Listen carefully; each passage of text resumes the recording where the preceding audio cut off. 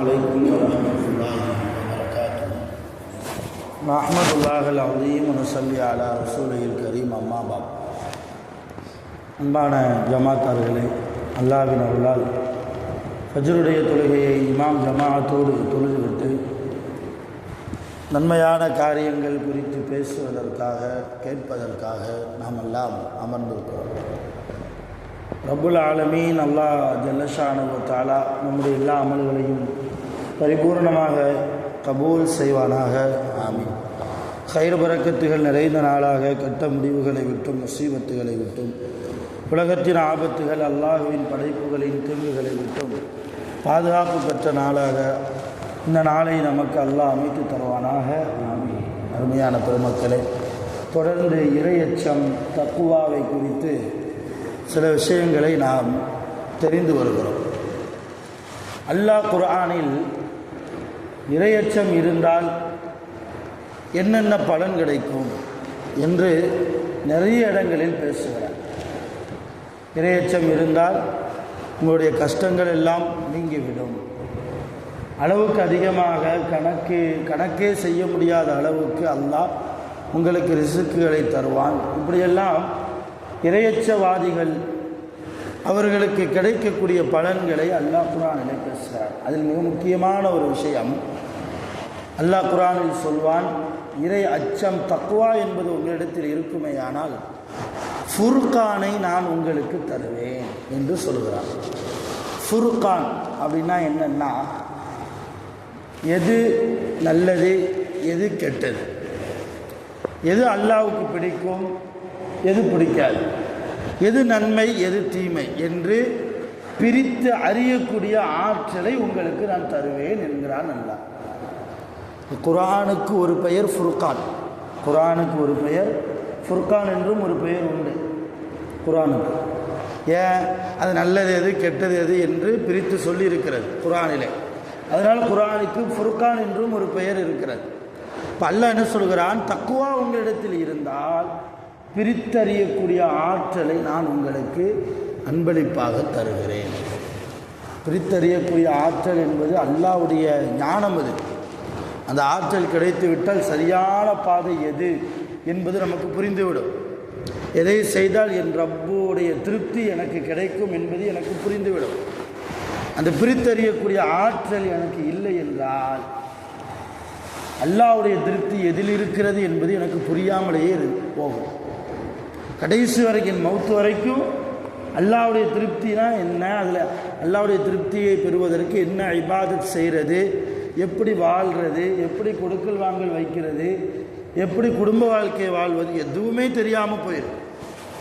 அருமையான பெருமக்களே, அல்லாஹ் நமக்கு வாக்குறுதி கொடுப்பது, நீங்கள் தக்வாவோடு இருங்கள், பிரித்தறியக்கூடிய ஆற்றலை நான் தருகிறேன். உபை இப்னு கஅப்னு ஒரு சஹாபி, உமர் ரலியல்லாஹுடைய ஆட்சி காலத்தில் உமர் ரலியல்லாஹு தான் கலீஃபா. அப்போ உமர் ரலியல்லாஹு சில தோழர்களோடு இருக்கிற போது ஒரு அம்மா புர்கா போட்டு நேராக வந்தாங்க சபைக்கு. வந்து சலாம் சொன்னாங்க. யாருக்கு? கலீஃபாவுக்கு. சலாம் சொல்லிட்டு சொன்னாங்க, கலீஃபா உமர் அவர்களை என் வீட்டுக்காரர் ரொம்ப நல்லவர் இருந்துச்சு. அந்த அம்மா, என் வீட்டுக்காரர் ரொம்ப நல்லவர். உமர் ரலியல்லாஹு ரொம்ப சந்தோஷப்பட்டாங்க. அல்ஹம்துலில்லாஹ்னாங்க. அல்ஹம்துலில்லாஹ். பொதுவாகவே அந்த அம்மா வாயிலிருந்து நல்லவன்னு பேர் எடுக்கிறது ரொம்ப கஷ்டம். அதுவும் நம்மள்கிட்ட சொல்கிறத விட அடுத்தவங்கள்ட்ட போய் நம்மளை பற்றி என் வீட்டுக்காரர் நல்லவர்னு சொன்னால் உண்மையிலேயே நம்ம சகுனவாசி தான். அந்த அடிப்படையில் செய்தனா உமர் இப்னு கத்தாப் ரலியல்லாஹு சந்தோஷப்பட்டாங்க. அல்ஹம்துலில்லாஹ், சார் உங்களுடைய வீட்டுக்காரரை பற்றி என்கிட்ட புகழ்ந்து சொல்கிறீங்களே, எல்லாம் உங்களுடைய வாழ்க்கையில் பறக்க செய்துன்னு துவா செஞ்சு அனுப்பிட்டாங்க. திரும்ப ஒரு 5 நிமிஷம் கழித்து வந்துச்சு, மறுபடியும் அதே சொல்லுது, உமர் அவர்களே என் வீட்டுக்காரர் ரொம்ப நல்லவர்.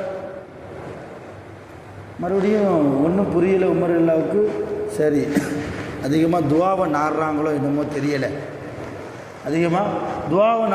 என்னமோ தெரியலை, நம்ம திருப்தியாக அவங்களுக்கு துவா செஞ்சுருவோன்னு சொல்லி நிறைய துவா செஞ்சாங்க. அந்த அம்மா காதில் படுற மாதிரி போயிடுச்சு. 3வது தடவையும் ஒரு 5 நிமிஷம் கழித்து வந்துச்சு.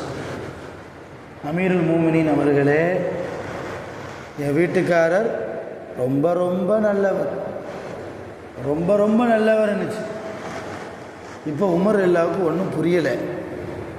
என்னம்மா சொன்னதையே திரும்ப திரும்ப 5 நிமிஷம் கழித்து வந்து வந்து சொல்லிக்கிட்டு இருக்கிறீங்களே, எனக்கு ஒன்றும் புரியலையே.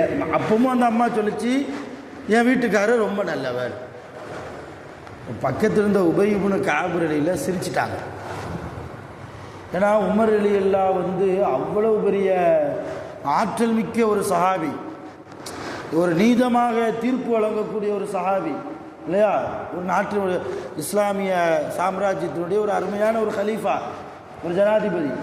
அவங்களே இந்த விஷயத்தை எப்படி கையாளுவது, அந்த அம்மா என்ன சொல்ல வருது எதுவுமே புரியலை, திக்குமுக்க ஆடிக்கிட்டு இருக்கிறாங்களே என்பதை பார்த்த உபை இப்னு கஅப் ரலியல்லாஹு சிரிச்சிட்டாங்க. உமர் ரலியல்லாஹு அந்த சிரிப்பு சத்தம் கேட்டோன்னு திரும்பி பார்த்தாங்க. பார்த்து, என்ன உபை, எதுக்கு சிரிக்கிறீங்க? சொன்னாங்களா, என்ன அமீருல் மூமினீன் அவர்களை எல்லாமே சொல்கிறீங்க, எவ்வளோ விளக்கம் சொல்கிறீங்க, இது உங்களுக்கு தெரியலையான்னாங்க. இது உங்களுக்கு தெரியலையா? என்ன தெரியுது? அவர் கணவர், அந்த அம்மாவுடைய கணவர் ரொம்ப நல்லவர்னு அந்த அம்மா மறுபடியும் சொல்லுதுன்னா என்ன அர்த்தம்? அவர் வீட்டுக்கே போகிறதில்ல, ஒரே இபாதத் செஞ்சுக்கிட்டு இருக்கிறாருன்னு அர்த்தம். என்ன அர்த்தம்? பள்ளியாசல்லே இருக்கிறார், வீட்டுக்கு போகிறதில்ல, மனைவியை பார்க்குறதில்ல, பிள்ளைகளை பார்க்குறதில்ல. மனைவிக்கு செய்ய வேண்டிய கடமைன்னு இருக்கு இல்லையா, பிள்ளைகளுக்கு செய்ய வேண்டிய கடமைன்னு இருக்கு இல்லையா, எதையுமே செய்யாமல் சதா எல்லா நேரமும் பள்ளிவாசல்லையே உட்கார்ந்துருக்கிறார், இபாதத் செய்து கொண்டே இருக்கிறார், ரொம்ப நல்லவராக இருக்கிறாரு. அதைத்தான் அந்த அம்மா சூசகமாக சொல்லுது.